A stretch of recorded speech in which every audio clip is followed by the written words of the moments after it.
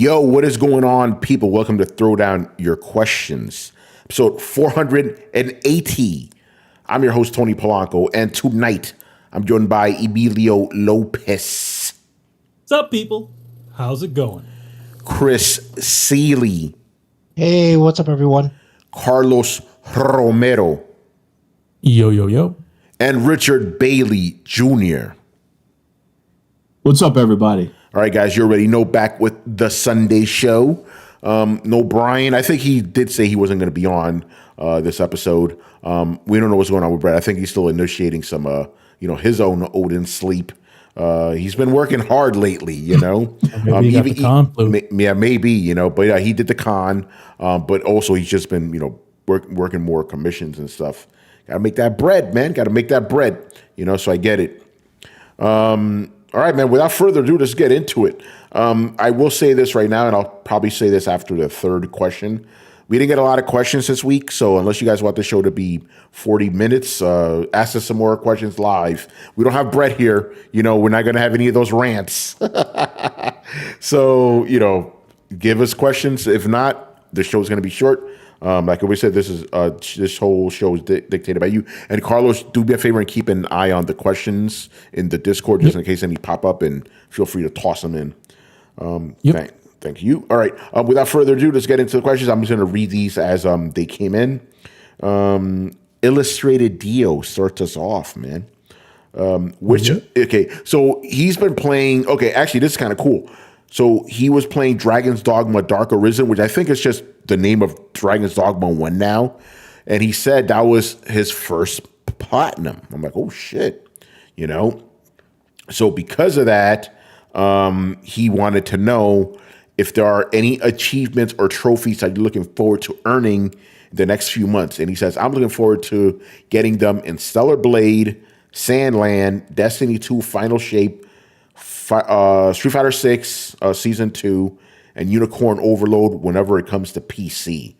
Like I said, I'm kind of out of the trophies game as far as like looking forward to like, oh, which ones am I gonna get? It's like if I'm playing a game and I'm really enjoying them, and it's like if I play a game I really enjoyed it, and I look back, I'm like, hey, the trophies aren't bad, then I'll get the platinum. If not, I leave that shit be. I'm not a slave to the trophies anymore. Like I used to be a trophy hound, as you guys know. Hardcore. Look at my trophy count, bro. Look at all those platinums. Like I was hardcore about that shit.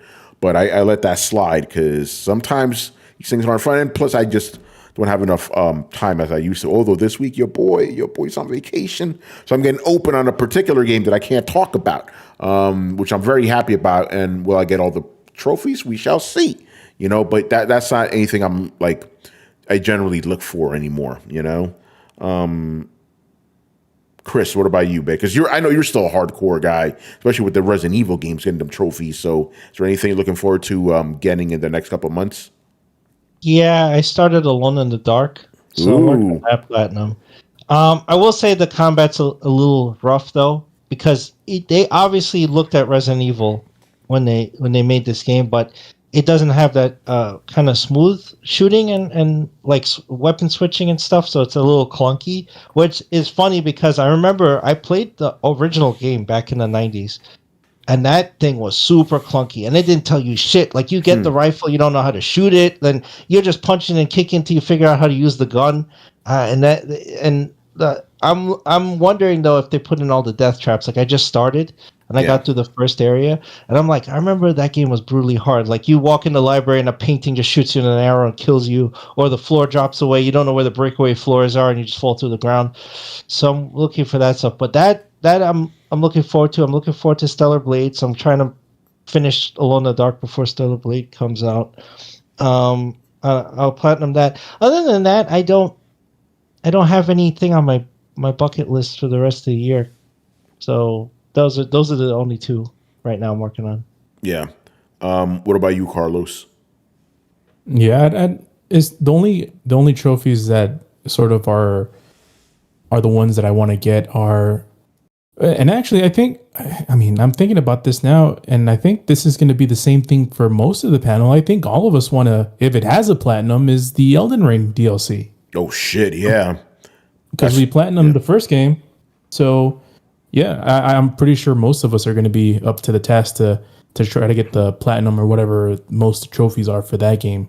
So that's probably the only one that I really care about. The only other trophies that I want to get is just beat the trophy that tells you that you beat the other game. So Final Fantasy VII Rebirth, Stellar Blade. If I get that, I want the trophy that shows that I beat it, and whatever comes in later this year. Since Sony doesn't tell us what's going to come out from them, I can't really predict. Yeah. By the way, Jay Shep, I think he's channeling the spirit of Rich's joke styles. He goes, "I thought Carlos wanted a platinum foam stars." Oh, that's Rich's game. Yeah, that's Rich's game, right? Game of the year, right there. That's his goatee. Yeah. Rich, what about you? Rich, I never really got your take on like trophies and stuff like that. Do you care about that sort of stuff? Well, actually, yes, I do care now because I finally managed to get. I guess I don't know because they changed the leveling system. I managed to get myself to the silver level. Level. I don't know what that is actually. Yeah. But I do care about trophies. Foam Stars is not a game that I will never play. So that's a good joke, but nah, son, we're not touching that game. But to go back to answer your question, Stellar Blade, yes, I am curious about that. I think the big thing for me is that there's still a lot of games we don't even know when they're coming out because this time of the year, normally getting closer to June, you'll have an idea of what's coming out the second half of the year. And we only know about a few games, so I expect that to change. But right now, I would say Stellar Blade, I'm somewhat interested in that platinum. And I'm still trying to get the platinum for Tekken because I'm only 3 trophies away from getting that platinum. Oh, shit, nice. That's probably the two big ones right now for me. Good stuff. Manny, are there any games coming up that you want to try to get the trophies? Not really. I mean, just like you, but I've never been like a slave to the platinum like you have previously. But nah, if it ends up being more achievable, then yeah, I'll get it. But if not, I'm not gonna kill myself on it. Although, just for full disclosure, every PlayStation game you've played in the last 3 or 4 years, you've gotten the platinum for, pretty much. Pretty much, yeah. I mean, the thing is that also if you look at my habits on them, it's just I just keep playing it. I don't stop. So yeah. So whatever game you do get on PlayStation, you probably will get the platinum. That's just your habit. I have a Hi-Fi Rush right now. I'm most definitely not going to get the platinum. That one's a really difficult one to get out. So I'm just looking to get it to the place where I got it on Xbox, and I think I'm good to go. Yeah, that seems fair. All right, good stuff. But yeah, Rich, you bring up a good point, and that's something we've been discussing on this podcast for a good since this year began. It's what's coming out this year? It's I don't know. I honestly don't know. I feel like that Alone in the Dark is a bit of a shadow drop because I didn't hear anything about that game. Yeah, I was like, wait, what? That came out? I knew it was coming. I just didn't know it was now. Yeah, and it's got David Arbor in it, from Stranger Things. I'm like, damn, okay. How come nobody's saying more about this shit? That game got delayed. Oh, it got delayed. Shit. It was supposed to come out last year, but then they saw all that stuff that was coming out at the end of last year. They said, nah, we can't compete with that. Let's just release it later, next year. But yeah, to go to what Chris said earlier, because he said that they obviously were inspired by Resident Evil. So Chris, we have to say now, they are not alone in the dark if they are looking at other competition and deciding, let's put some of this.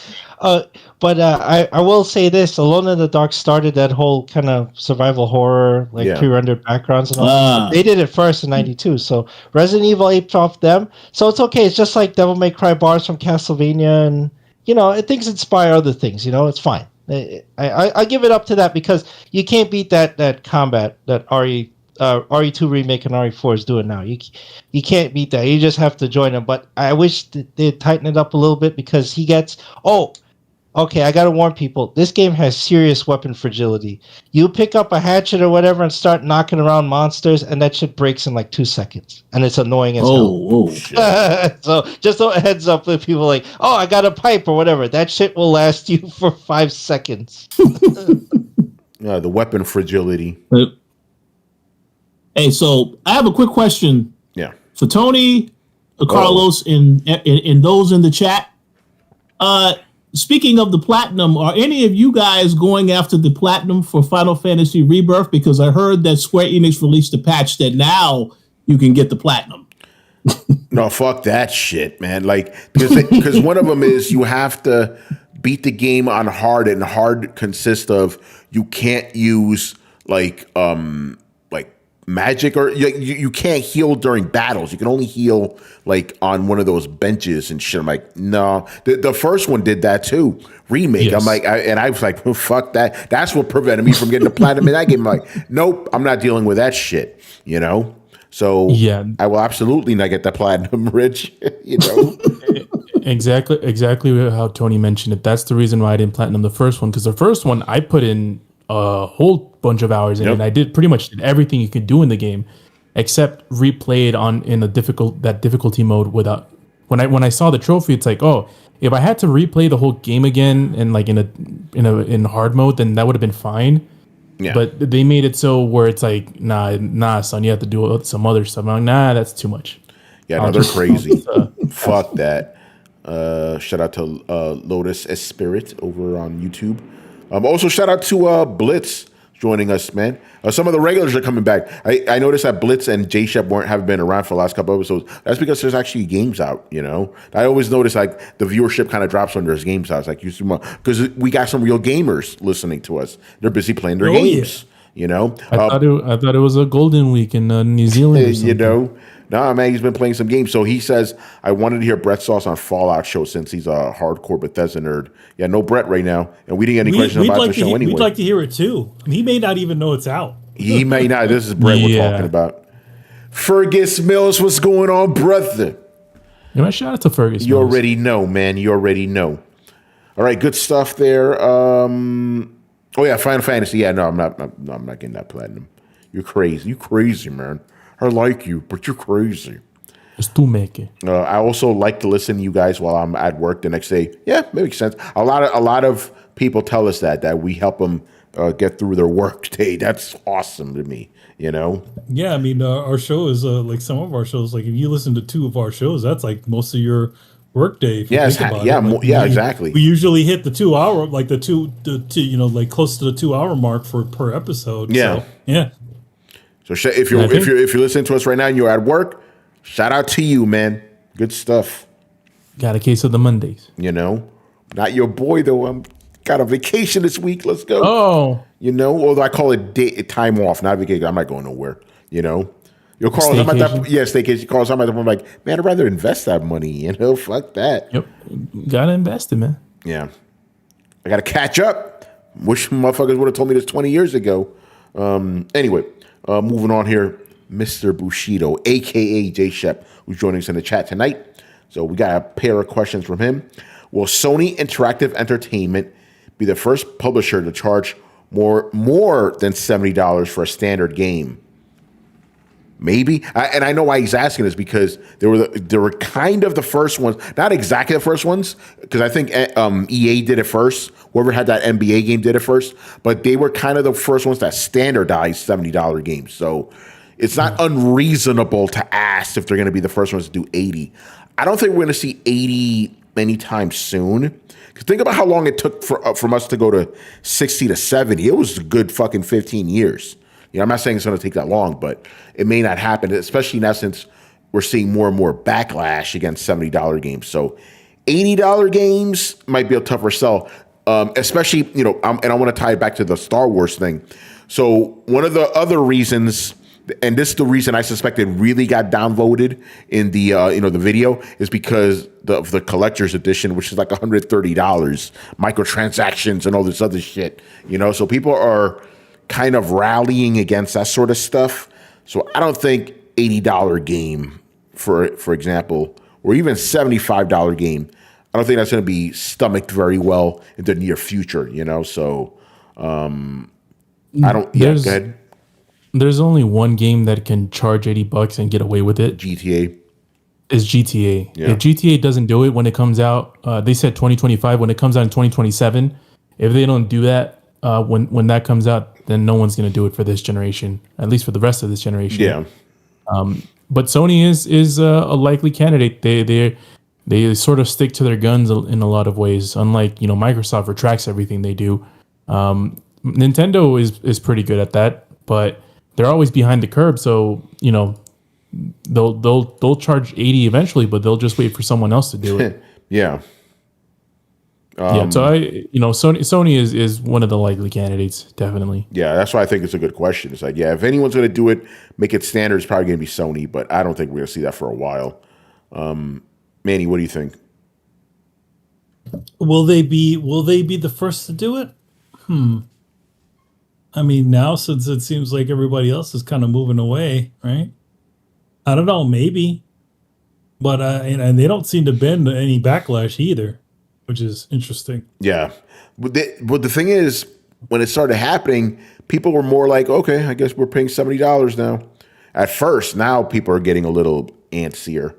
But yeah, initially it was just like, okay, I guess this is what we're paying now. But remember when that happened during the pandemic when it's like, fuck, I guess I have no choice, Yeah. Go ahead, Carlos. What were you going to say? There's one company, I forgot which one it was, that did it and retracted. It was EA. It was like, was it EA? Yeah, because I remember it was before game. Sony. Yeah.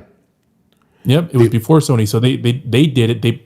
They put their toes in the water and then they regretted it. And then Sony's like, look what we have here. And so then they went with 70 and then no one cared. The only people that cared were the Xbox fanboys that were using it as ammo. Yeah, and then Microsoft started charging 70 for those games. Yeah. And then, of course, the PlayStation guys were like, we're paying for quality. Remember that shit? Oh, yeah. Like, I'm proud to pay $70. You guys sound stupid when you say that type of shit, man. Just saying. Fergus Mill says the $80 digital deluxe editions are companies' way to get more money. Absolutely. Oh, yeah. I mean, and every freaking game has it. I mean, you go to the PlayStation store and you're like, oh, let me get Stellar Blade or let me get Final Fantasy.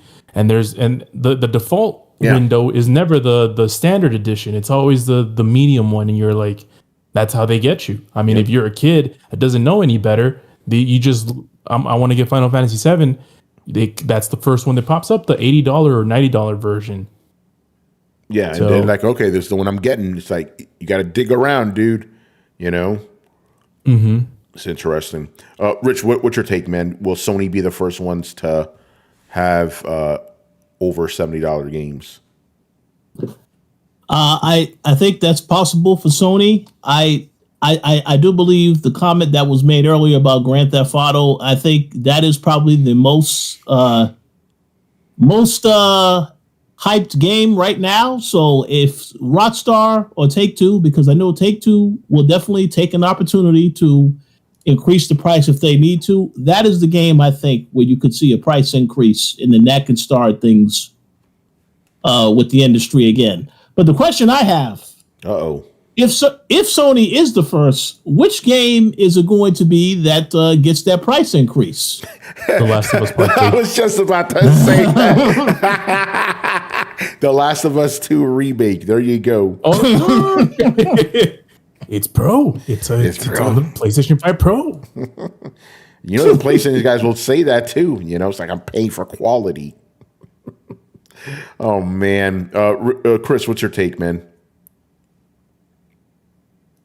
Well, I think you guys made really good points. I could see, honestly, Take-Two jacking up the price because they're already locking stuff behind GTA Plus. So there's a subscription now for GTA Online, and they're putting stuff, even cars that used to be just sold in game in the market, they put it behind that now. They've taken cars away and put it behind that. Oh, shit. So all these extras they're taking out of the main game and they're putting behind that. So I could see them going, $80 and you could unlock most of this stuff, or they extort you with GTA Plus if you want to keep playing and then unlocking all that shit. So I agree with Rich. I think they would do it before like Sony does it.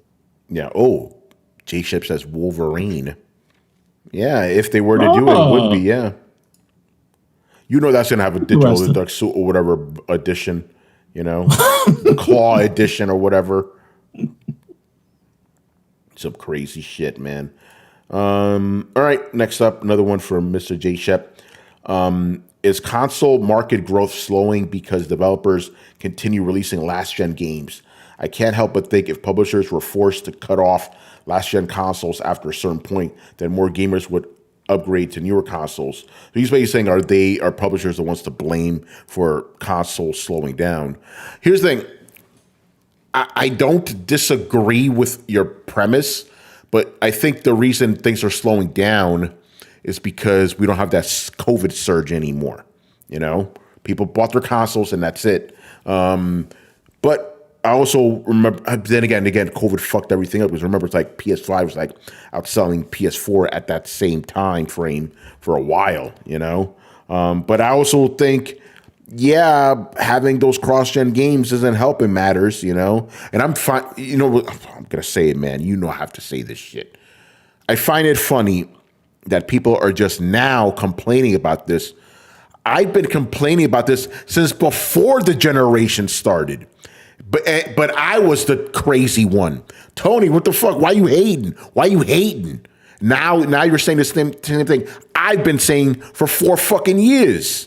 You know? Funny how that works. I guarantee you no one that was giving me shit on Twitter is going to say, Tony, you were right. You were right. No one's going to say that. None of them. You know? Talking all that shit. You know? Anyway, but yeah, no, cross-gen games... Again, I've been saying this forever. I own a PS5. It is hard for me to justify this system to people. At least it used to be for the first 3 years of this thing's existence. I'm like, you just play these games on your PS4, you'll be good, you know? Yeah, we're finally getting some games on our PS5 only, and it's it'll be easier for me to recommend a PS5 at the end of this year than it has been for this entire fucking console generation. But again, if the PS5 Pro drops, what's going to justify that system? Right? What's going to justify that? Because we're still going to, effectively, it's still going to be cross-gen games. Oh, we're going to get a shinier version of a game you can play on PS4, you know? How many times do I need to say this, man? This generation sucks. It sucks, man. It's very little to get hyped about, you know? And I know motherfuckers, I get it. But come on, man. It's bullshit, you know? Anyway, let me stop ranting. Go ahead, man. We had the COVID stuff happen, and then everything slowed down. Then we had a surge last year, and then it feels like that surge just ended. It's like, Where's the surge now? Again, I can't answer the question. What games are you looking forward to this year? I don't fucking know. I don't know. I really don't know what's coming, you know? And Sony said, hey, no new games dropping this year, you know, from us, no new IPs. Okay. Why am I going to get a PS5 Pro then? Huh? Why? The Last of Us. Yeah, The Last of another fucking remake, you know? I don't know, man. It's bullshit. Chris, what are your thoughts, man? Wait. About like, are publishers to blame for, you know, releasing so many cross-gen games and subsequently, you know, the market slowing down? Well, yeah.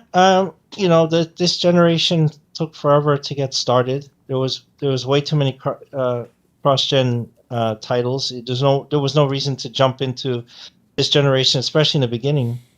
You said that. I agree with that. The problem is that you, as a publisher, you face the issue of adoption. How many units are in the market of the previous generation versus this generation? Because the main three are going to force you, right? They're going to be like, here's your dev kit. We expect you to start producing games for this. It's like, fine, but there's already 100+ million of this in the market, and this generation just started. So let's hedge our bets and do a cross-gen. right, were developed for both systems, especially when they're so close together. They're all kind of like x86 based systems, so it makes it easier to do that. So can I blame them? Really? No, because you're looking at the first year, how many systems are going to sell versus how many people are not going to adopt this thing right away and are still actively using the last gen system. Yeah, and that makes it difficult. No, here's the thing. I don't disagree with that premise, but the problem is, as we saw, especially during the first year, if there was a PS5 version of a game, it sold better on PS5 despite the fact that there are way more PS4s. Isn't that crazy?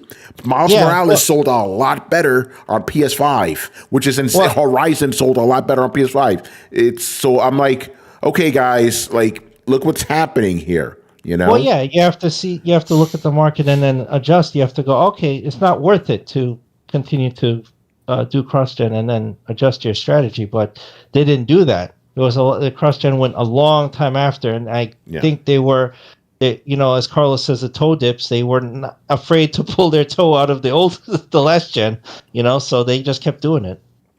Yeah. Also, I kind of disagree with one thing you said. You said that it took a while for this generation to get started. I would argue I don't think it started yet. I don't think it has. Has it really started yet? Think about it. We got one new game, one new exclusive generation game once a year, maybe at most. So I'm not saying you're wrong. I'm just saying I can make the argument that this generation hasn't even started yet.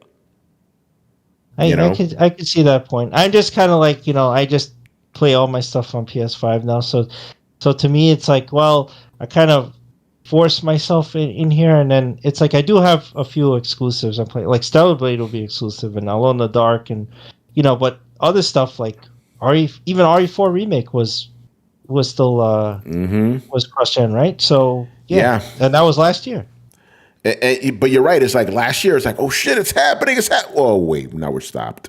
It's like we were almost there because we got a bunch of like good titles last year, and now all of a sudden this year, womp womp womp womp womp. Nothing. Nothing for nobody, man. It's fucking depressing, dude. Go ahead. And we're man. still waiting for that. We're still waiting for that green wave. The green wave. Now it's like.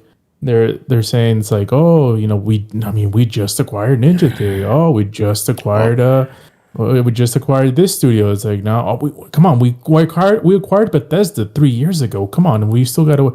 Oh no, we just acquired Activision last year. So, go ahead, Rich. Yeah. You said green wave. What's the green wave, Carlos? You talking about Xbox? Oh yeah, it's the influx of Xbox games that. From all the 20 plus studios that Xbox. Oh yeah. Has. Well, we don't talk about that studio, but we don't talk about Xbox because until we see games, we can't talk about Xbox. They have to deliver. But Rich, the potential they keep telling me. Oh yeah.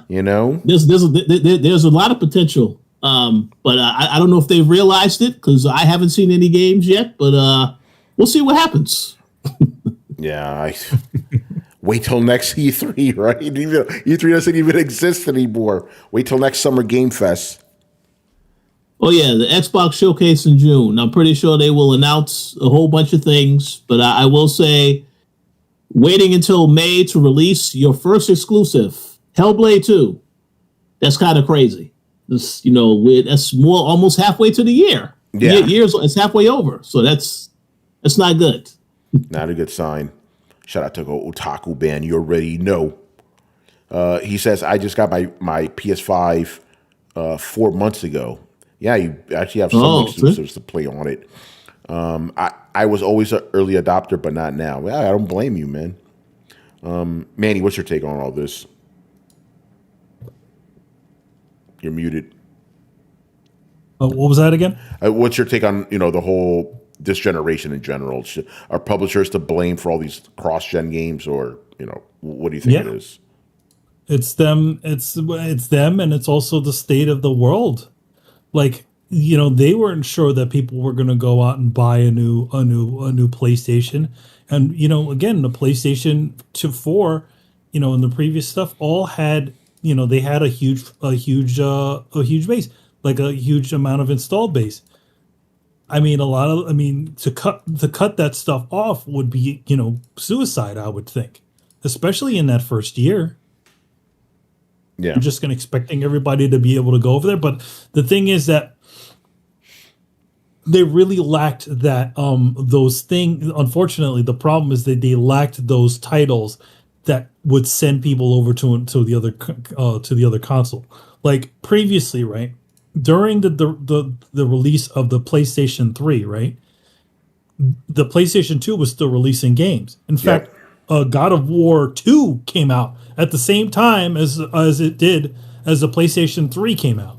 So they were still releasing bangers, still releasing bangers on the PlayStation 2 before the thing over, but they still had enough titles on the new one to say, okay, we'll do it that way. But like you look at like the launch of the PlayStation 4. So the first official PlayStation, exclusive was Ratchet and Clank. Yeah. What in that section? So the two Returnal, the things they would have been, if they would, let's say they cut Miles Morales, right? They cut the 4 version of Miles Morales, which and they also cut, obviously, and they have Demon Souls there. Yeah. But I feel like I think they still wanted to get that bump from the previous generation. And I think that's totally the reason why they kept them around. Even now, the numbers on the PlayStation 4 obviously are not as big as the 5, but people are still buying 4 games. Yeah. And I think that's the chief reason why we're still sitting in this stew. The PlayStation 5 is not at a point where a person who doesn't have a lot of money, is going to go out and get it. The games are like $70, Yeah. And so they should have made the transition a little bit easiher for people. What do you think? Yeah. This. No, go ahead. Hey, this console costs less than they dropped the PlayStation 4 price. Bump the PlayStation 5 price, keep the games the same pricing, and then lock down certain titles onto the PlayStation 5 specifically in the beginning. Yeah. What do you think about the fact that a lot of the cross-gen games sold better on PS5 even though there's more PS4s out there? Well, that's their great old marketing. They officially covered up the fact that there is a PlayStation 4 version. So obviously people did what they wanted them to do, jump over to the new thing. So also you can't predict that. No. Right? Sense would dictate, there's a bunch of PlayStation 4 games 4 consoles out there. Not, this new console's a little more expensive. People are not going to jump over right away. We'll keep them rolling over until the next one. Yeah, that's what would make sense, but that's not what we saw happen, which is very interesting to me. No, it's not. It's not what we saw. It's not the situation of the PlayStation 2, right? PlayStation 2 was doing stupid gangbusters at the time of PlayStation 5. They were still releasing bangers. They were still outselling it all the way till I can't remember. They were still doing PlayStation numbers I don't know 3 E3s after I remember after the 5 came out. It became kind of like a running joke at that point. It's like, whoa, they're still talking about PlayStation 2. Of course they were, because it was still selling really well, Yeah. But yeah, again, I just always find it interesting. It's like, because again, the idea makes sense on paper. Hey, there's way more PS4s than PS5s. We got to keep making games for them. But then everybody bought the games on PS5. So it makes me wonder, because I think there is, I was going to say it, I think there's a level of ignorance. I think a lot of people just thought, the game's not available on PS4. So I wonder if the games would have sold better if people knew they could get them on PS4, Because remember, you couldn't even get a PS5. It was very difficult in the beginning. Go ahead, Carlos. I think it's there could be a different way to look at it. I think most of the audience that is is sort of excited about these games are the people that got a PS5. Like that's the core fan base that, okay, I had a PS4, now I'm getting a PS5 because I want to play my games, you know? And those are the same people that are buying, they're enthused, that are buying these games and that are playing them. And there's a lot of people that own PS4s that have owned PS4 for 5 years and probably haven't played, you know, for years since then. So there's always there's always like a just to your point, because the games sold as much as they would have normally. You know what I mean? Right. So yeah, I think that's a good point. It's like, because let's just be honest, exclusives don't sell as much as third-party games, right? So I think you're right. The guys who are hardcore PlayStation guys who make up the majority of those like first-party sales, they got that PS5 on day one, so they're going to buy the games. That's a good point. That's a great point actually, because I'm thinking about it's like, wait, the games didn't sell less; they sold as much as they normally would have. You know. And a lot of the people that didn't buy those games are just casual people who have a PS4, and not only that, but the enthusiastic people, the people that are excited that bought PS5s, bought it on PS5 and not PS4. So you have sort of a negative effect for PS4 sales with the casual crowd and in the enthusiastic crowd, because the enthusiastic crowd shipped over to PS5. Enthusiast crowd. Enthusiast. Yeah, because enthusiasts. An enthusiast can be enthusiastic, right? But an enthusiastic cannot be like it's not the right thing. But yeah, the hardcore dudes, you know, the fanboys, be real, you know, the ponies. Hey, the pony, you a pony. Yeah. All right, man. So yeah, interesting stuff. This generation sucks. Moving on here, Alpha Chuck in the house. All right. Oh shit. Question for those who have played Starfield. What is your excitement level, if it exists, for the planned quote unquote Shattered Space DLC? How much of an overhaul would it take to get you back in the world? After putting in 100 hours after launch last year, I would need a pretty significant amount of content to get me back. All right, who has played Starfield here? If Brett was here, this show go another hour. You know? Go ahead, Rich. So let me answer this question directly. What is it going to take to get me to play Starfield in the new DLC? Absolutely nothing. Absolutely nothing. I reviewed this game when it came out, you know, in the very beginning, but I even recall that I said when I spoke about the game on here, I said, yes, I did review the game, but I'm pretty sure whenever this other stuff starts coming out, like Spider-Man, so on and so forth, I will not go to Starfield. And I have not gone back to Starfield since then.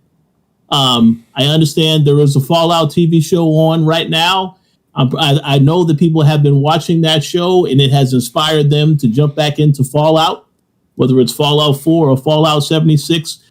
I don't care if Bethesda made a show about Starfield. I'm not going back to the game at all. It's just not going to happen. So, but I will say this for Alpha Chuck. Shout out to you. I look forward to you telling us how the game is when you get a chance to play the new DLC later this year. I'm sure Brett and maybe Brian will play it. As far as I'm concerned, I played the game. I put in like 80 plus hours into it. I'm not that excited about this DLC. We'll see. I'll see what, you know, when it comes out, what people are saying about it. But I don't know. And this isn't even going to be available on Game Pass, right? Like, is this like, can I get the DLC on Game Pass? Or that usually doesn't happen with DLCs. Right. Well, so I think they will make an announcement about this at the Xbox Showcase event and confirm whether or not that DLC is coming. Or maybe it's going to be, you know, Carlos, a case-by-case basis on whether or not we're going to do that, because this is what they do now. But you know what? Let me just add one other quick point. There will be some excitement for Starfield. That excitement will be when it finally is announced it's going to PlayStation 5 as well. I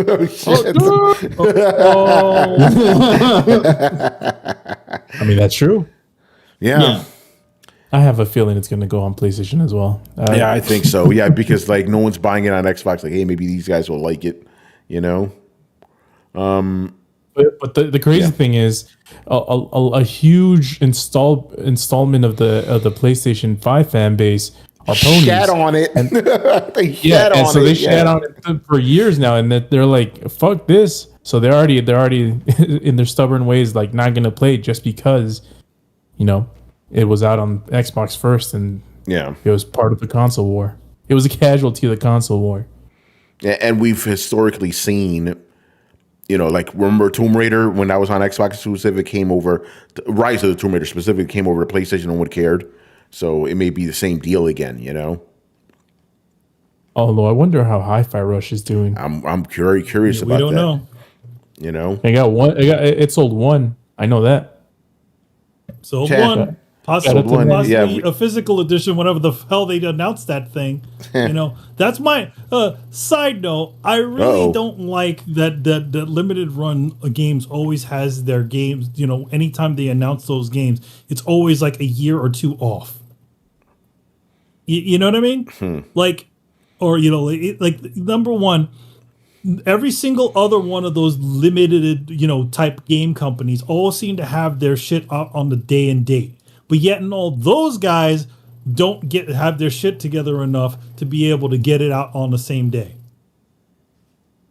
Dude, I get it. It's like fan bases and stuff like that. It's people want it, but anybody knows when the sales are the highest and the FOMO's the highest when the damn game comes out.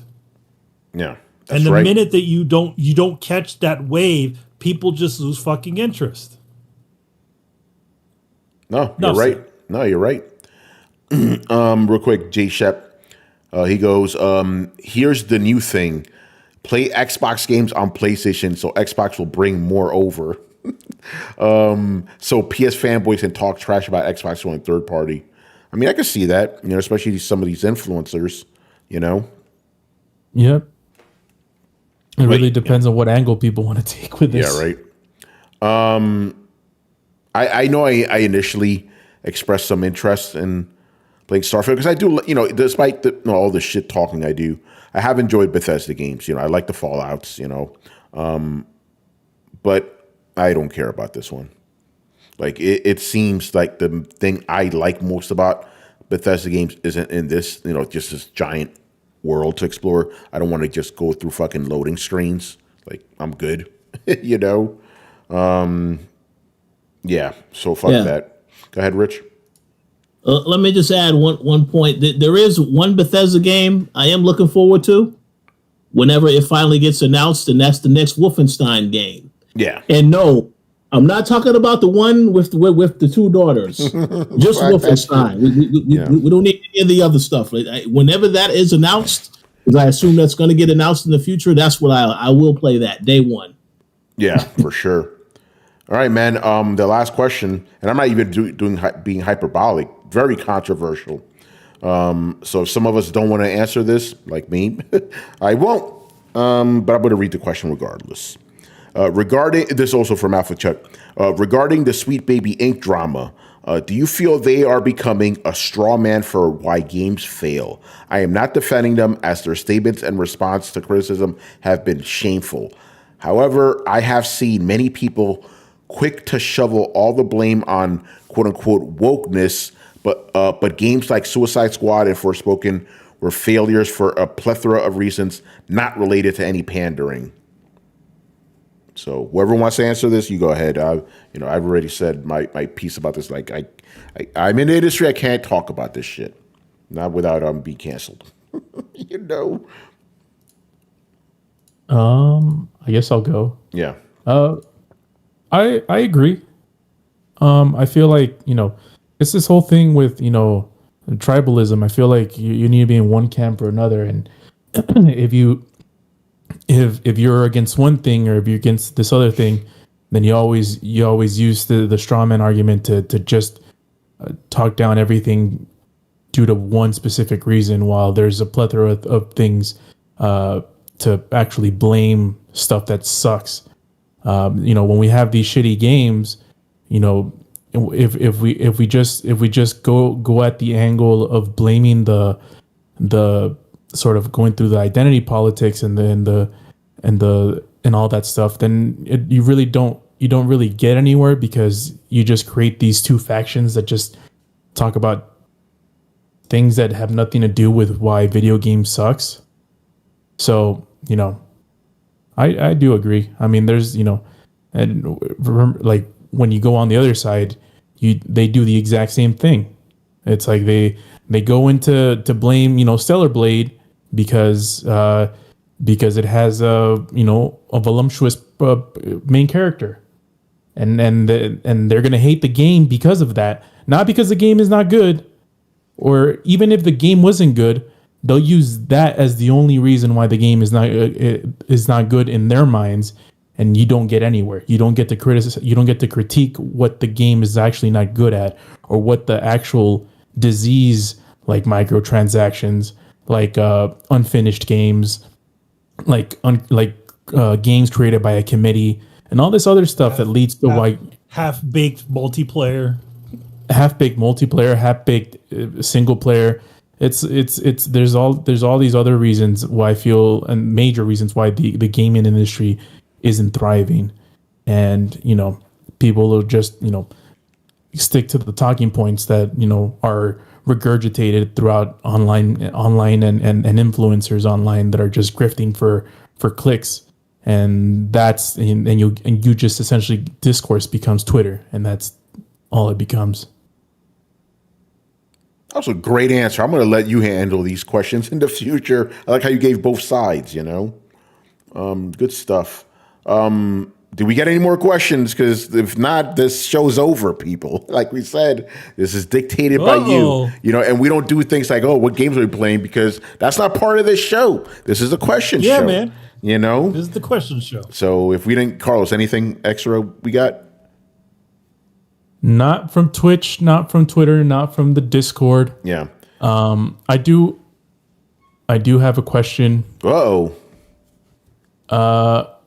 For Rich.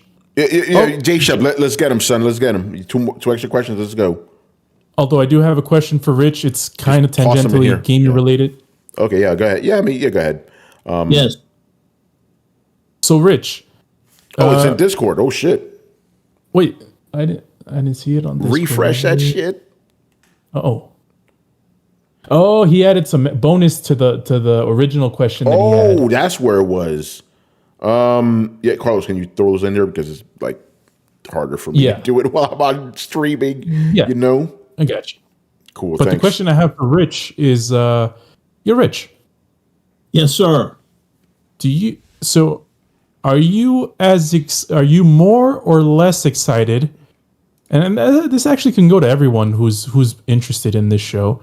Are you more or less interested about watching the Fallout TV show after Adam deemed it the greatest TV show ever made? Yeah, hold on, real quick, because I want to read Adam's exact words. Adam doesn't tweet a lot. As a matter of fact, let's do this. The last time Adam tweeted was on April 8th, and it was just some random YouTube thing. April 8th, right? So he takes to Twitter today, April 14th, and he @s Amazon Studios and Bethesda. This is what Adam says. I just finished watching Fallout and have to say it's the best damn show I've seen in years, and I feel blessed to have lived in a time to see its creation. That's high praise. Yeah, but to say the least, So Rich, what do you make of that controversial statement? Well, first and foremost, I respect the opinion of Adam Vale, friend of the show, forever, a part of the team. I have never been a huge Fallout fan, so I am going to see it, because actually over the weekend, one of my friends from college sent me a text as well saying, hey, you need to watch the show. Now, I haven't watched it yet. I will check it out. I definitely respect the opinions, but I'm going to make it clear. I'm not a huge Fallout fan, so I don't know if I will think it's the best show ever made. But I am going to check it out just because I did hear the opinion of quite a bit of people saying it's a good show. It's worth checking out. I think the issue is that I did see some thoughts earlier because I believe they said this show was canned into the games, and there are people complaining because some of that stuff doesn't make any kind of sense. But again, I haven't played all of the games, but I will check out the show just to see what all the buzz is about for sure. Adam didn't play the games, right? Yeah, he did. He's played Fallout. Oh, okay. Because I was thinking maybe he didn't play it, and it could be like something where people who play the game don't like it because it deviates maybe from something. Yeah, no, he loves Fallout 3 and 4, you know. Oh, and he likes 76 too, you know. But I would say that that he is, you know, he knows the lore, but I don't think he knows the lore that well. So I'm thinking that's partially why he, you know, those little, you know, those things that don't connect right don't stand out to him, you know. Got it. It's kind of related to the last question because of certain things happening in the culture. I'm very wary of watching any new show unless it's heavily vetted. So I'm gonna see what people say about this show. If it doesn't have those certain elements I don't like, I may check it out because not every show is like that. You know, I've heard very good things about Shogun and the oh my God, House of the Dragon. I'm like, okay, it's free of that stuff. Good. I could watch. If this one is like that, and I've heard actually one of the, you know, quote unquote influencers that I watch, he very critical of that sort of stuff. And he's like, yo, this is good. I'm like, oh, okay, let's see what other people have to say about this. So we'll see. But at the same time, you know, I also heard that they don't go too deep into the lore, which I'm like, that's the whole point of this, isn't it? Like they don't explore, like they just kind of do like a surface level version of it. I'm like, well, I mean, okay, but it's for normies, so I get it. What do you expect from like a TV show? I feel like they sort of, you know, like they you know, it's nice that they have that background. You know, you have a lot of that, you know, that if you want to go deeper, you can go and play the games. But to be honest, I think that's a really good way to do it. Where, in other words, you give everybody that there's an impression that there is a larger world. You don't need to go too, you know, you don't need to know how everything sort of works. Yeah. But if you especially for season one, you know, especially for season one, because you don't want to like, you know, you don't want to overwhelm people if this is their first like, you know, foray into Fallout, right? Yeah. So I think, you know, if they go deeper into season 2, that's fine. But I have noticed that some people have been kind of, you know, the fans have been upset about that. And apparently this show, like apparently erases New Vegas from the timeline. Like something happens in it that like kind of negates the events of New Vegas, which people seem to be very upset about. But we'll see. You know, I'm not. You can probably blame Bethesda for that because that game did better than a lot of their other that's stuff, kind of the consensus. People are like, oh, Todd Howard's getting his revenge. You know. Yeah. But you know, we'll see what happens. I know the whole thing's out. That's been controversial too. People are like, you know, by the way, since we're fluffing up for time here, I find it very interesting that just a few years ago, when some show started airing weekly, people were pissed, right? Why is this weekly? I want to binge it. Now it's the other way around. Now it's like, why are you releasing it all at the same time? I want to watch it weekally. I'm like, yo, can we get some consistency here, guys? You know what? You know, that's all the program. That's all the programming of these services. The only reason why they went to that to not throwing everything else at once is because they want you to stay there long enough with your stupid your stupid subscription. Because Disney and all these other guys, when everybody ran their course on all these on their things, they're like, oh shit, everybody's canceling their subscriptions. Yeah. So now it's like, oh, now release it every week. No.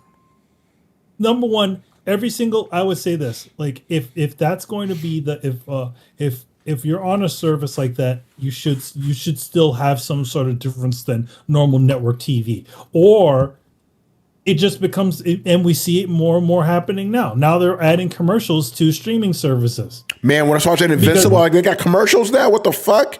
You know? Yeah, they got commercials in there for, you know, and for commercials at the beginning and the end of it. So you're paying for something that you're already getting commercials for. Yeah, that's some bullshit, man. Yeah, you know, but again, like, to be honest, the elephant in the room is advertising fucking pays, not subscriptions. Yup, exactly. That shit fucked me up, man. I would Invincible, and it wasn't like, oh, I haven't, you know, it's like, Tony, you haven't seen a stream, you know, enjoyed a streaming service, and you're just like, no, it's literally 3 months. When I watched the first half of Invincible season 2, they didn't have any fucking commercials. All of a sudden, there's commercials now. You know? Yep. It's crazy. So then why if you're getting commercials, and why are you paying for Amazon Prime? Well, for the shipping, you know. And that's bullshit too. I canceled that shit because it's garbage. Nah, man, like, I'm paying for all these stupid TV shows that I don't even fucking watch, and they can't do the main thing that they're supposed to do. Get me my shit when I fucking want it. Oh wow, that's crazy. So cut the cord on those motherfuckers, because they. Well, not for me. They get my shit on time every time. You know, I don't even do like the express stuff. Ever like since, I always, you know, I'm talking about. So Manny, for you obviously, but for me, I literally get the shit the next day, even without selecting that option. You know, it's great. You know what? You know what's fucking faster? Getting shit from Japan. It comes in a day. DHL. In the next few days. Oh, yeah, but I don't want it the next day. Even if you and also, by the way, if you get free shipping if you pay $30 for, you know, you buy something that's $30, and to be honest, you get it about as fast as the stupid Amazon Prime. So it's garbage. Yeah. I never had that problem. I literally buy shit for like $5. I don't have to pay shipping, and I get it the next day. It's great, you know. I don't get. But then again, you know, I kind of live in a little of a privileged area, so I live in a bubble. You probably because there's probably there's quite a few Amazon. MaxPath is right there. That's where all the shipping is, you know, and that's where all the shipping is. No, for me, it's not that way. Yeah, because you live, out there. Before the pandemic, it was like that. You could literally order something the day before. I could like here's a good example. My girlfriend wanted to buy an iPad, right? Amazon said, with the Amazon Prime, said it would take a week. What the fuck? She ordered it from the, because from Apple you can also order a same day delivery. Yeah. And then there's an Apple store near us, and she got it that same day. That's crazy. So fuck Amazon. Yeah, fair enough. We got off on a tangent. Carlos, you were trying to say something about Fallout?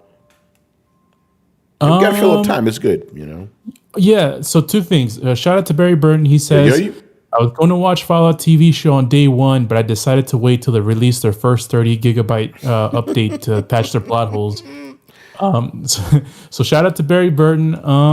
The one thing that I wanted to mention, and this is sort of behind the curtain kind of stuff.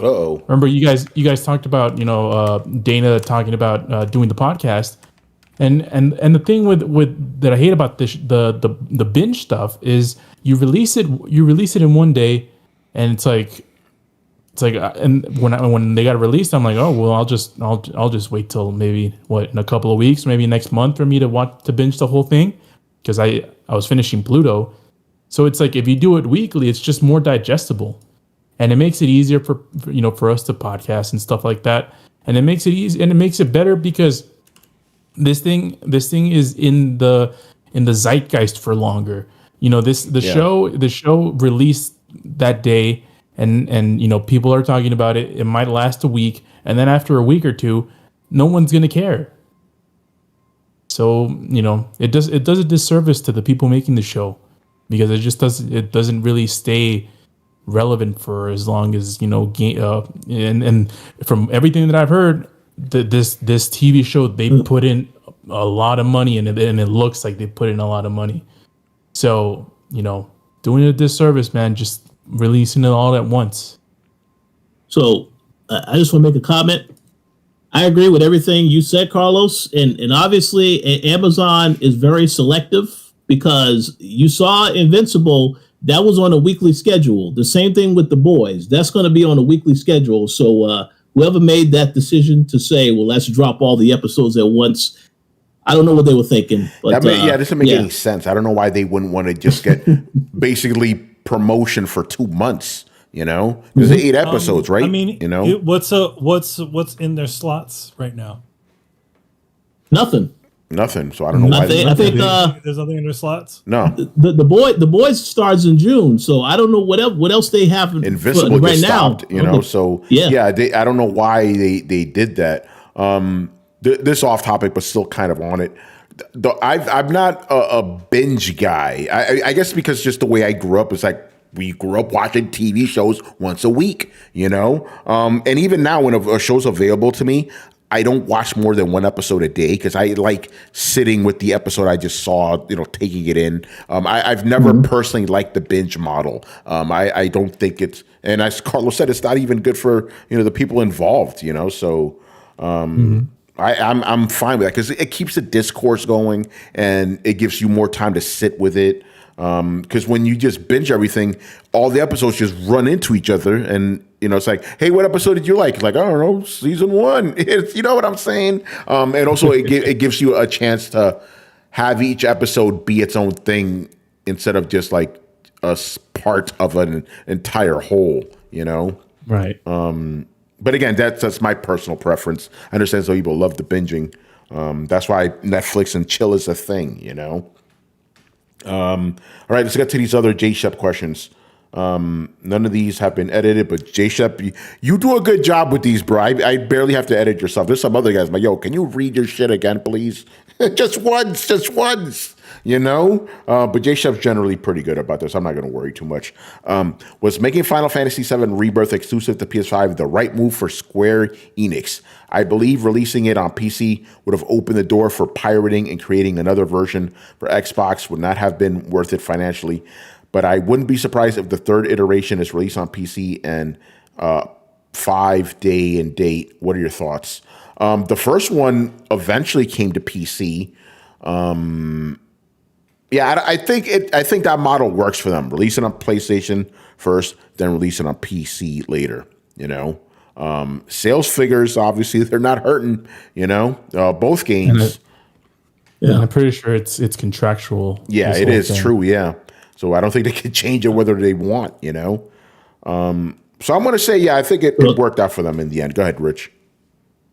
I think it worked out, but I also, to answer that question, I would say wait a couple of months because I'm sure there will be an announcement that it is coming to PC later this year or early next year. So, because I know they definitely want to maximize the money that they can make, but don't worry, it is coming to PC at some point in time. Yeah, the first one did, this one will too. You know, but I don't think it hurts sales overall. All right, and the last question here.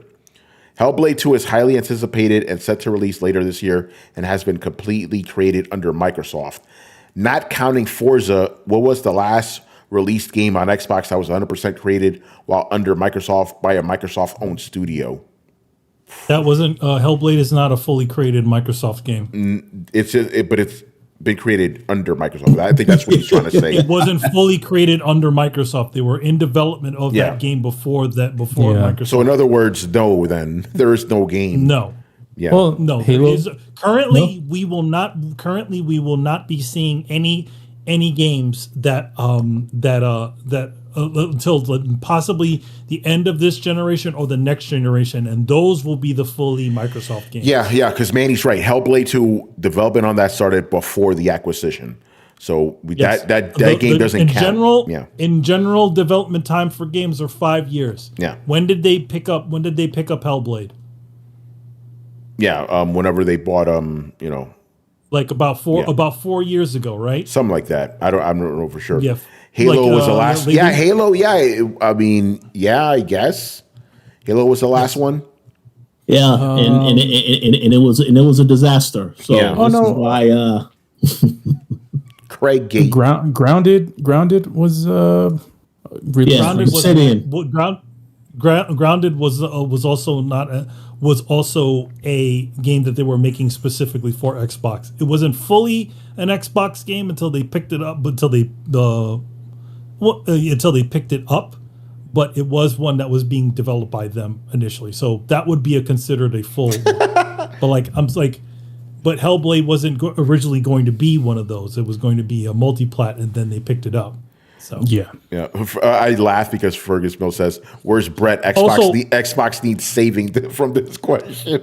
Also, we're going to go in, man. Also, to give you also, Hi-Fi Rush is not a Microsoft regime game. Neither is the one game with the girl. I can't remember it. The one that the broken game that came out from Bethesda. Red Fail. Yeah. So yeah, that was also not one either. Yeah, that's I know Carlos still reminisces about the time we played Red Fail. Every day. A very short session, and never returned to the game. So that sounds like me and Carlos with Sea of Thieves. Oh, dude. Yo, I remember playing. It was me, Rich, and Adam. We were playing Redfall, and we're just walking. I don't know what the hell. Like, we didn't know where we're going, and then Adam died. We waited like an hour or two just waiting for him to get back. Wow. Yeah, I remember that too. The search. So let me just make a comment real quick about this. Yeah. Like you guys said, there hasn't been any Xbox games. When I saw this question, I looked up on Wikipedia to see Xbox Game Studios. It is absolutely ridiculous looking at this list of all these games that were announced with no release dates. It's just I don't know what's going on with Microsoft, but hey, we better get some news in the next couple months, because this is not looking too good here. Oh man, yeah. Microsoft, man. Chris, you have any thoughts on this? This is fucking wild, isn't it? Yeah, Halo was the last game. I don't know if Chris is around. Rich, I got a question. You're in that list? Is the Kojima game in that list? Yeah, yes, it is.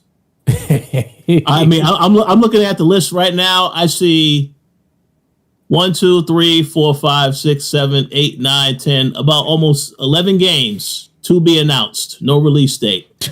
And one of these games, State of Decay 3. Do y'all remember when we saw that trailer for that game? Haven't heard a damn thing since that game about that game since. Yeah, the cinematic trailer. So I haven't heard nothing about that game. Nothing. Yeah, it's a lot of this stuff. It's too many of them. Too many of them. To channel the spirit of Richard Bailey Jr., I think Xbox is in a state of decay. Oh man. Yeah, I apologize. The last thing that was 100% Microsoft created. Yeah, besides Halo, was that it? Was that the last one? Yeah, what, Master Chief? Infinite? Yeah, I guess. Yeah. I mean, when is there another Gears coming or something? I don't know. Yeah, I don't know. I guess you could say Minecraft Legends. Does that count? Minecraft? Yeah. I don't know. Yeah, I guess that counts. I mean, Forza Horizon 5. That's one. Oh, Flight Simulator? I don't know. Yeah, there you go. Yeah, there you go. Flight Simulator. There you go. That's $1 million franchise, for these, man. Fuck. You got to dig real deep. Microsoft ain't got no fucking games, man. But you Xbox fans keep holding on to hope. They're coming. 27 studios. They're coming. You know. Again, like if we're all waiting for all this stuff to come to fruition. You know, like we know Double Fine's working on something, but nothing's been announced. We know there's a couple other things that were announced, and just nothing in there. What's going on? Yeah, where the game's at? Where the game's at? Go ahead. So I'm not sure if you guys have noticed, but you often make the comment that Insomniac has been the studio that has been keeping PlayStation afloat. MVP. Well, for Xbox, it looks like that's Obsidian because you have Avowed, you have the Grounded game. I mean, that's what it looks like because when you look at this list, they've made the most games that they've released on Xbox of all the other stuff that they have. So that's pretty ridiculous. Yeah. Yeah. Buying studios. Yeah. How's that working out? You know, where the game's at? Like, yeah, you have more studios than games. You know, they don't. I think it's like they again, they probably knew what those guys were working on, and were just like, all right, this would be a great investment to do this sort of thing.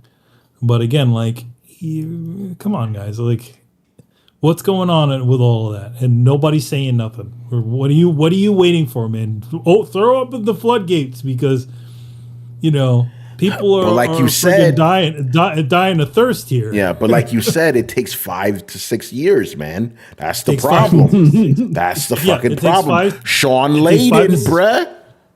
Yep.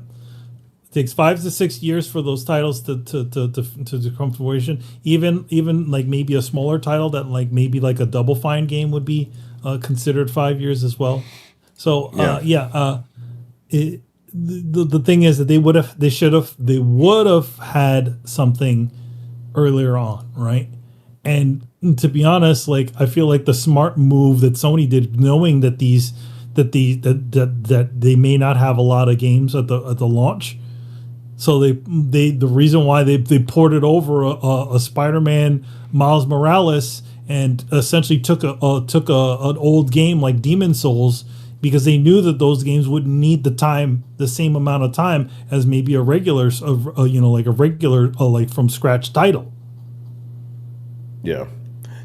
J Shep says Xbox should do third-party exclusives. If they do that, I'll be on Twitter all day. The reactions Think about will be glorious. Think about it, they did third-party exclusives. But like, imagine they invented that. They didn't invent it, but they had the Xbox 360 generation and Xbox One generation was filled with that.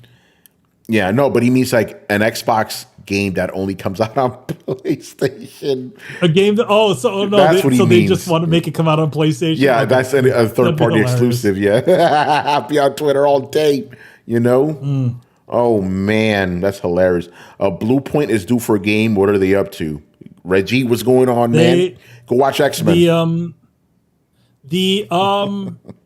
Well, Blue Point does have. They keep saying that there's a Blue Point game that's an original game that's being made. We don't know what that is. We also don't know. You know, obviously they've been bought by Sony. We don't know if it's just they're making a new. You know, obviously it's a new game, and it doesn't seem like they're making any sort of remasters. It seems like anymore, which is unfortunate because they were good at that stuff. Well, I have a prediction. You know, and this is the reason why Tony, Carlos, and everyone on the panel will get a PS5 Pro. They're going to announce they are working on a remaster of Bloodborne for PS5 Pro. Could you imagine that? Yeah. Oh man, that would be wild. It's crazy it's crazy how many people are clamoring for that, and somehow Sony hasn't done this yet. It was Sony and From Software, I guess. Yeah, they keep giving you The Last of Us over and over and over again. Yo, man, they need to do an Order 1886 remaster. Yeah, right. Yeah.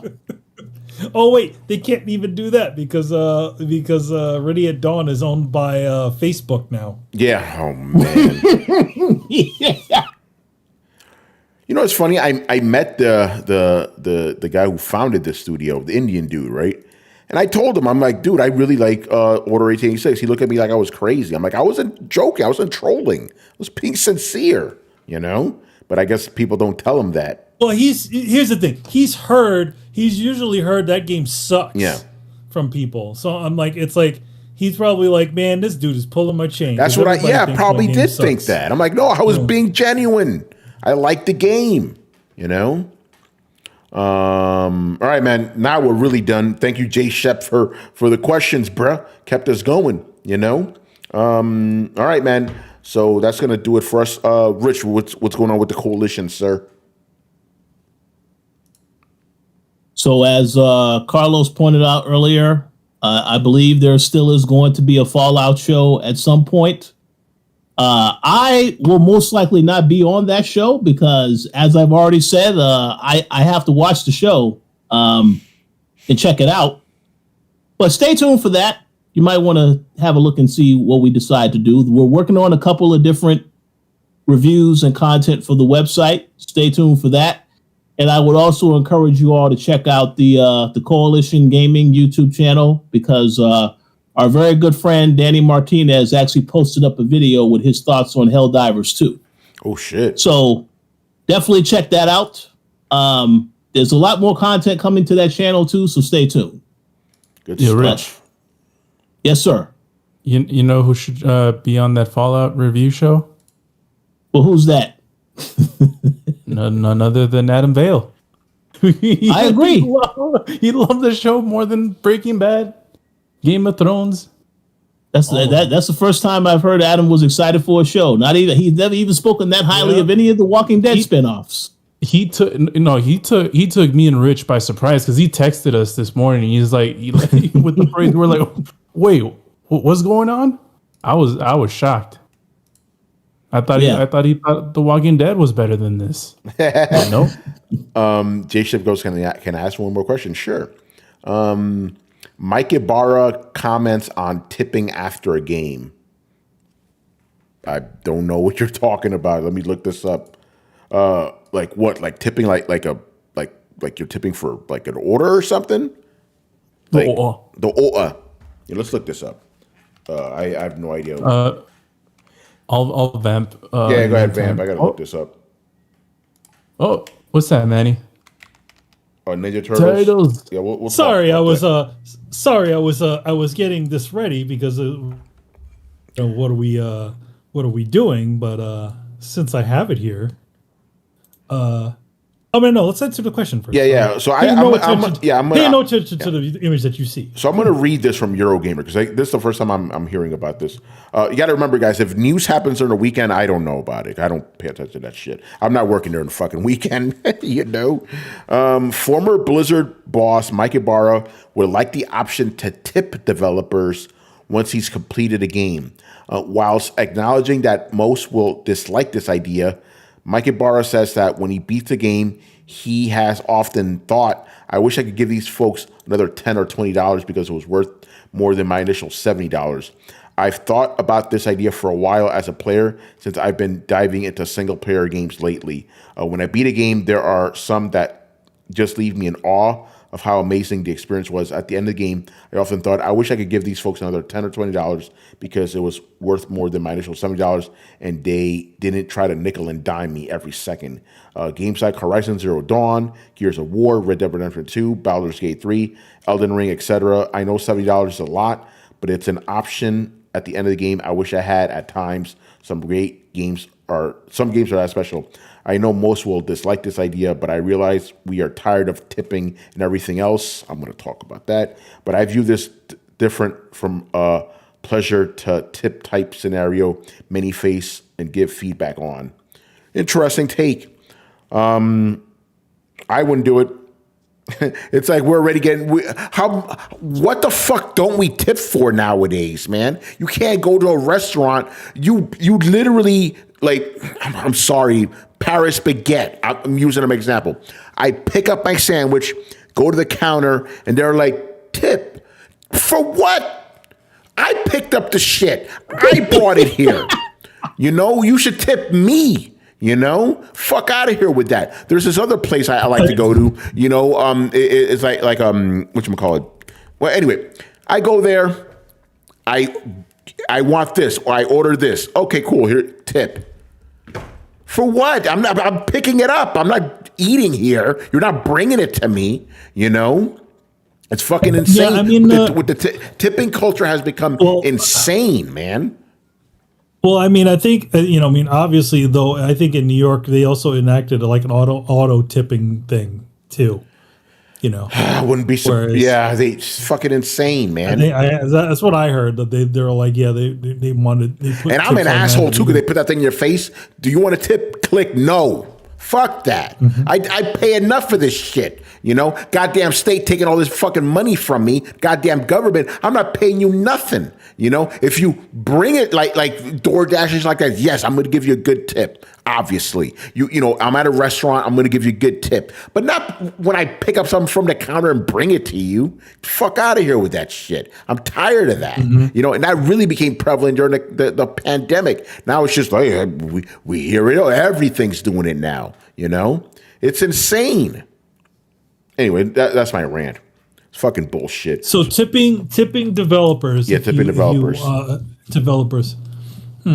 No, I wouldn't. I don't feel like I want to tell Mike to tip these nuts. I mean, Fergus, crazy. I don't know. Like, I feel like, to be honest, if I really like something, I'll probably buy something. Like, I'll buy a DLC, right? Yeah. If they have one of their little cheesy costume DLC, I'm like, all right, yeah. I mean, let me flip them a couple of bucks for this. I mean, that's what I did with Hi-Fi Rush. I bought because I got it for free, right, on Game Pass. I bought their DLC to give them money because I'm like, they deserve some money for this shit that I'm playing. So I bought the DLC. And I bought the game so that I could have it later. And I bought it again. But again, I'm still getting something for it as opposed to the tip. I would much rather them offer me something to buy optionally than to be like, hey, look, I'm just going to give you a tip on that. I don't need the tip. You don't need the tip. You're already getting a lot of my money already. So, yeah. Can you imagine you beat a game? Would you like to tip? Like, I get enough of this shit in the real world, man. I don't want to deal with that in the game. The way Ibarra is talking is like if give the option, but the thing about it is that then if you give it's going to get abused. It's going to become a situation where it can become intrusive, and I think that's when I think it starts to become it's as opposed to, hey, you like this, give an extra little bit of money. I'm okay with that sort of idea, but then it's going to be is literally like it gives you a percent, like 3 percentages that you could give at the end. I'm like, no. Yep. At that point. Because you didn't, because of all this, I'm not going to do it. Yep. So that's the way I'm seeing it. It's like it would be like that. $3, $4, $5. Nah, just offer me something. Just like I said, just give me if you got something, give it to me. But I'm not going to give this. I've already paid for this thing already. Yeah, I see the tip is that the tip to me is the DLC that they put out. That's the tip. Yep, I agree. But they had to work for that too. Yeah. Rich, what's your thoughts? Yeah, I agree with a lot of what has been said. I don't like these companies also announcing the season pass before the game actually comes out. They will, you'll see videos up. This is all the content that's coming out. And again, if you're paying for a game and then you're also paying for the DLC, if you decide to do it, I think that's enough. It shouldn't be anything more than that. If they want to tip so much, then let's just go back to what we said at the beginning of the show. Maybe there does need to be a price increase. Instead of a $70 game, just make it, $80, $90, maybe even $100. And then that's it. Yeah, I'd prefer that than a goddamn tip, Is there? I don't think there's anyone here that would actually like this. I'm guessing. Oh my God, silly. But I see where he's coming from. I'll give him that. I see where he's coming from. But no, hell no. All right, now let's really start packing up. Manny, what's going on with the turtles? Toidles. Yes. So remember that thing that I couldn't talk about? Well, there it is. There you go. So, IDW is going to be doing a Ninja Turtles 40th anniversary special. and they got the band together. So they got me, Kari Randolph, and Lloyd Goldfine. Lloyd Goldfine was our showrunner and wrote a lot of the plots to our show. So we're doing an all-new story based in the 2003 universe of Ninja Turtles. So my cover is, they asked me for specifically to do a bad guy cover, and I did another cover with Kari, which is the Turtles. And yeah, and it's coming out this July. So stay tuned for that. Also, another announcement. I'm going to be doing something a little interesting. I recorded a time lapse. If you look on my Twitter, you see that there's like a short version. I actually have a 42-minute version of that same time lapse. It's a little bit longer, and you get to see a little bit more detail and stuff. I'm thinking of doing a sort of like premiere on my own YouTube channel, where I'll also do show the video of me drawing the whole thing in the 40 minutes, and then also do a QA to just talk about the process and also working on the show. I asked the folks on Twitter and Instagram, and they seem to be pretty interested with it. So yeah, I haven't decided when I'm going to do this, but there is going to be something coming soon. Yeah, Manny J Shep goes, when can you send him the signed thing? Well, I had quite a bit of things happen, so Yeah. it's all prepped up. I just need to get over to the post office. Cool. All right, good stuff. And there's a little bit more. There's a little bit more in there for you, by the way. Yeah, a little something. Cool. All right. Yeah, he says it's all good. All right, man, we're done here. So make sure you follow Throwdown on Twitch and Twitter. Join the Discord with the conversations. The rumors are always popping. Obviously, we are back on YouTube, so make sure you hit like, subscribe, and hit the bell to be notified of when we go live, baby. We are also on every podcast app on the planet. Throwdownshow.com for our past episodes, and for everything else Throwdown related, even though I literally just gave you everything. Links down below. Once again, I was your host, Tony Polanco, and today I was joined by Emilio Lopez. See you next time. Chris Seeley. Hey, take care, everyone. Carlos Romero. Peace out. And Richard Bailey Jr. Have a good week, everybody. All right, you already know, man. Thursday, later.